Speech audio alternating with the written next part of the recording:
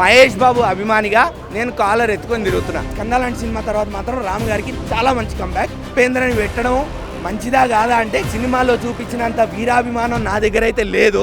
నా ఇప్పుడే రామ్ పోతినేని మన ర్యాపోది ఆంధ్ర కింగ్ తాలూకా చూసి వస్తున్నా. నేనైతే ఒకటే మాట చెప్తా, కాలర్ ఎత్తుకొని తిరుగుతున్నా.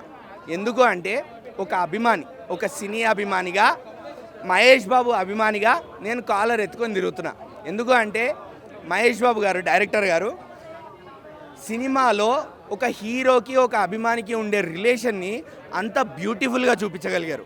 ఒక హీరోకి మాలాంటి వాళ్ళు ఉన్నారు అనేది కూడా తెలియకుండా కూడా మేము వాళ్ళని నెత్తి మీద పెట్టేసుకొని ఫ్యాన్ వార్లు చేసుకొని గుళ్ళు కట్టేసినంత పని చేస్తూ వాళ్ళని ఆరాధించుకొని ఇంట్లో వాళ్ళని కూడా కాదని వాళ్ళ సినిమాలకు వెళ్ళిపోయి వాళ్ళని గొలుచుకుంటూ ఎందుకు సినిమాలో చూపించినంత వీరాభిమానం నా దగ్గర అయితే లేదు.